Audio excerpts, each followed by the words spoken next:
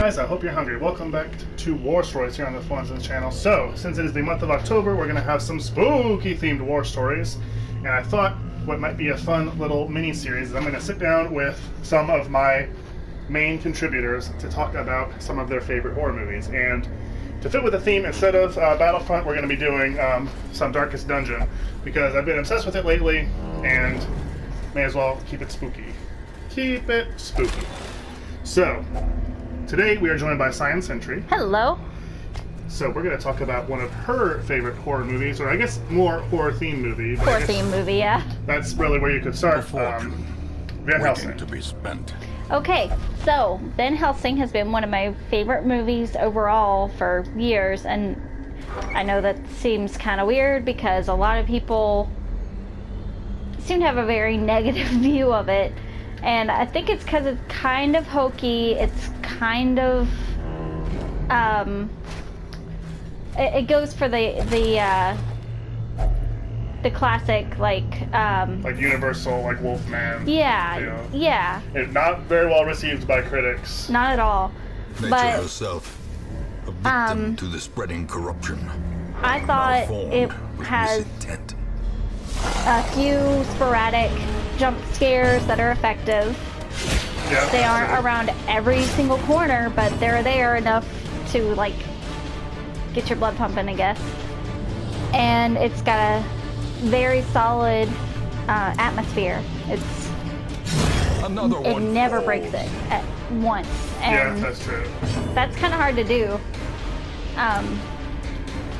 The costumes are amazing. I absolutely love the costume design in the entire movie, from the creepy wives of Dracula in both of their forms, to Van Helsing himself, to the monk.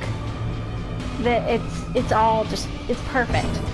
I've never actually read the comic books for him, but I would really love to.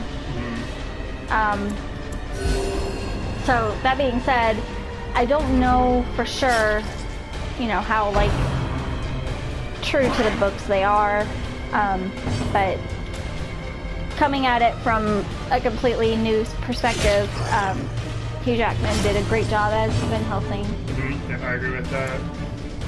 This was after Lord of the Rings, right? Like barely, because those were like right around 2000. Like I have no idea. Like let's see. Return of the King was like 2004. Okay. Because I was a freshman in high school. Okay. So it must have been like 2002, 3, and 4.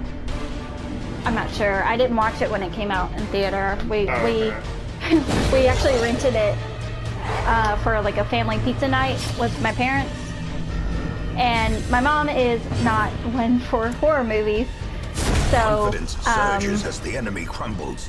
When Mr. Hyde jumps out of the ceiling, the plate that she was holding, she threw it across the room like a frisbee. She was not able to handle this movie. Yeah, so do you disagree that Van Helsing is a horror movie? Well, yeah. I always like talking movies with you because I rarely think about costuming. Like, I guess it's something you kind of only notice when it's bad. Yeah. That's a cool point. I actually haven't seen it in a long time. So, like, what's like the basic plot for people who may not be familiar with it? The basic plot is there's this monster hunter that works for the Vatican, Van Helsing, who... hang on real quick. Okay, so what happened was I didn't buy any torches at all. I completely forgot them. Uh-oh. So, yeah, that's very bad. So the monsters can surprise me instead of me surprising them, and it shuffles your party order. But the very first thing they did is move my people around and fix it, so I don't have to worry about that. Okay. So it's good. Okay, good. So Van Helsing, he's basically doing penance for past sins, I guess, and trying to help the Vatican destroy evil in the world. But he's like paid for it, right? Like it's his job, or is it just like you said, I'm not for sure past if sins or whatever? I'm not sure if he actually gets paid or not. I can't remember.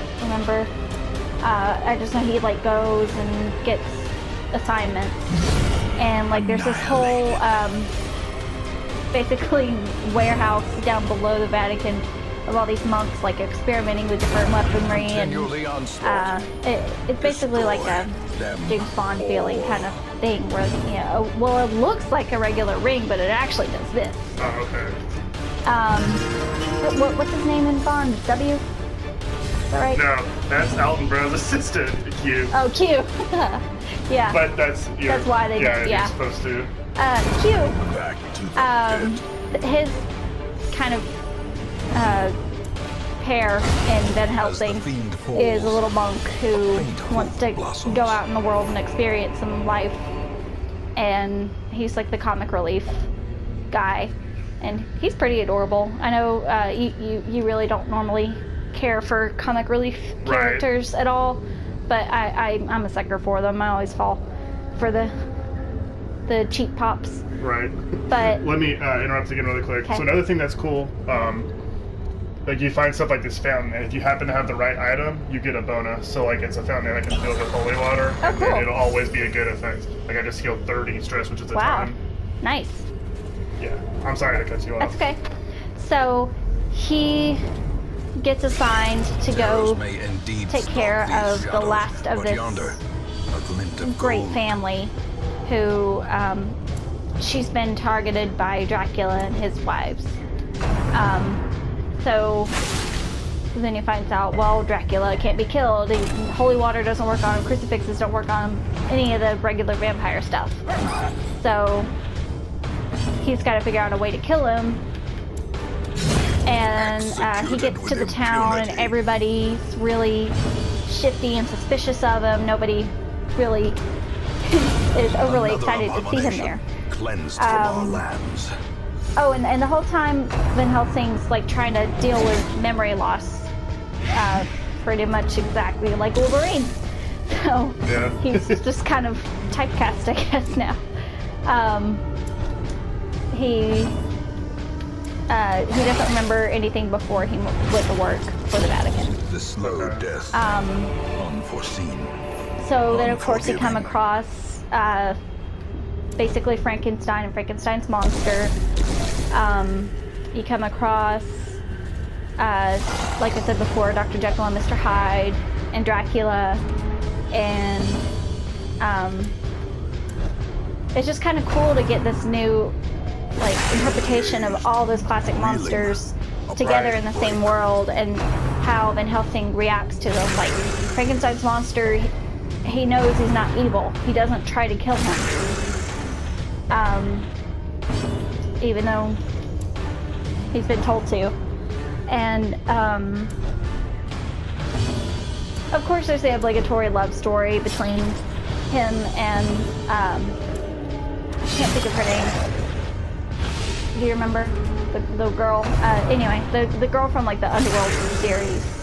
She's at the very precipice of oblivion. I now know who you're talking about, but I still don't know their name. And she's really pretty, but I've never really been impressed by her acting skills.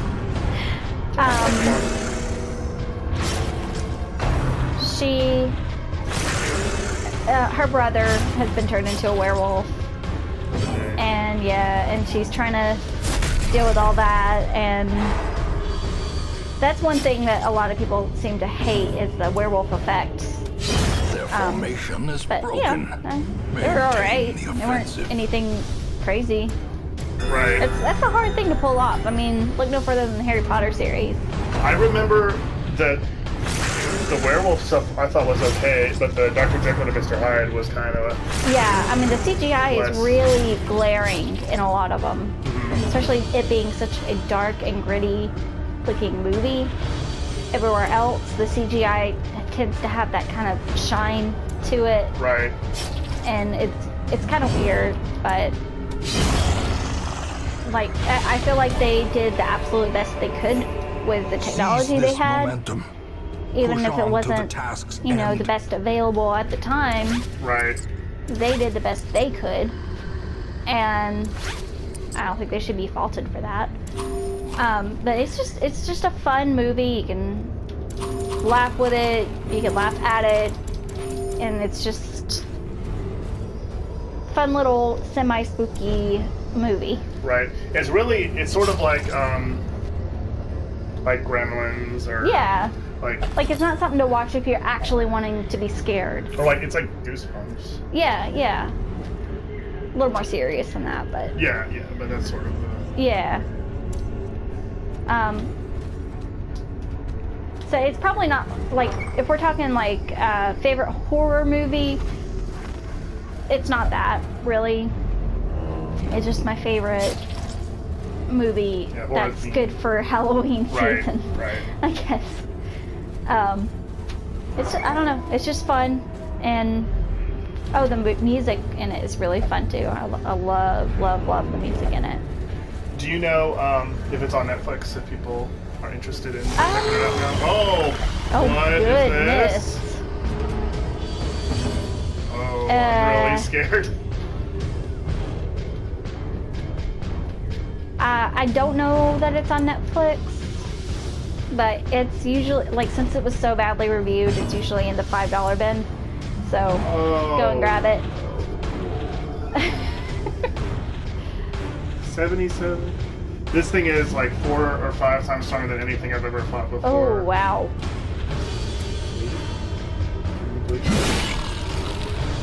Critical, that's good.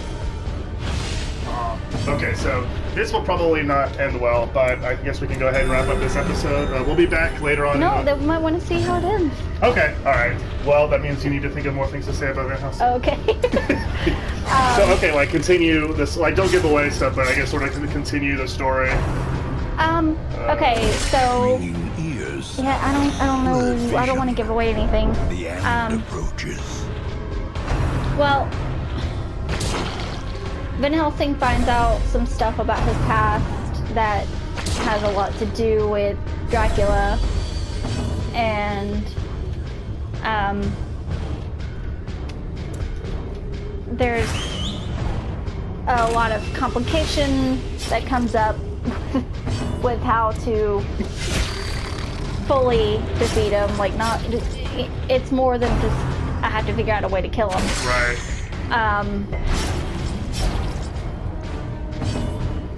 And this is very stressful. I don't know,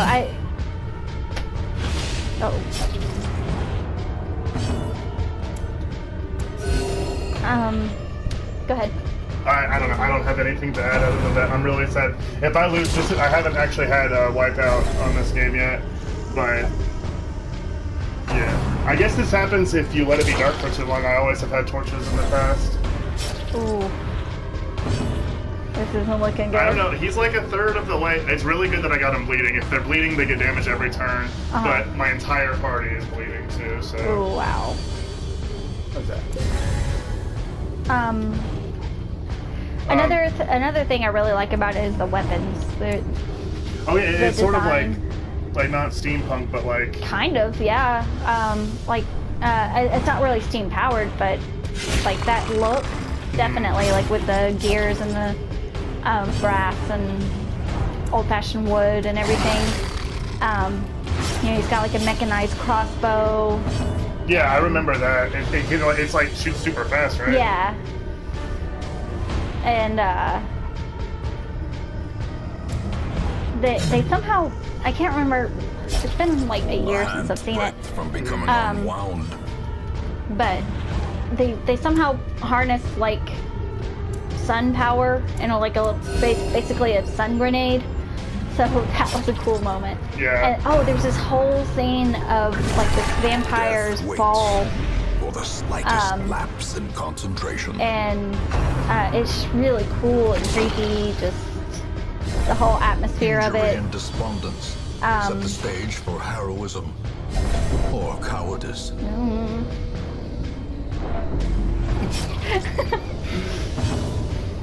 He really is kind of close to dying though. Like, there's just nothing. Like, I can't. There's no healing or anything. There is. I have one character that can heal the others, but like she is close to dying herself. Like, none of this stuff is useful. It's possible that there's other things I could be doing that I just don't know because I'm so new to the game. Yeah. But if they can just like hang on a bit, like he's close. 25 is not that much in this game. I've done I've done 21 damage before with crits, so it's 17 right there.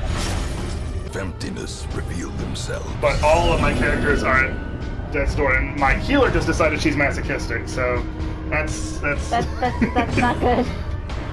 Why is she masochistic? What happened? Okay, so her stress got to 100, so they have like a crisis of faith, and then either sometimes it's like they're powerful, like they're like, no, my resolve is just as strong as it can be. Okay. But other times they're like, oh god. So now she's masochistic, like her mind like broke a little bit. Oh boy. I just now noticed the background of this. It's really cool. That's what makes me think it's resultant from not having any light. Teetering on the brink, facing the abyss. No, don't. It's not over.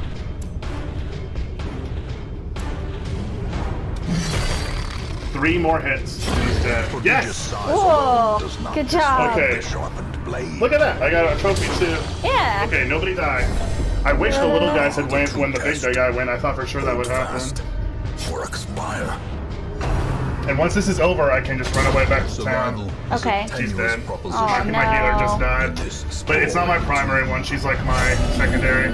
Okay, so she just had a crisis too. Sorry, we're not talking about Van Helsing anymore. This is not what I expected would happen in the game. That's pretty much it, though. Like, if you haven't seen it, don't discount it just because critics. I thought you said you haven't seen it. Don't. Just don't. No, don't discount it just because people say it's bad. It's really not. It gets a bad rap because it's just kind of a little silly, kind of hokey, very. But it sticks to that classic horror movie feel that I love. Right.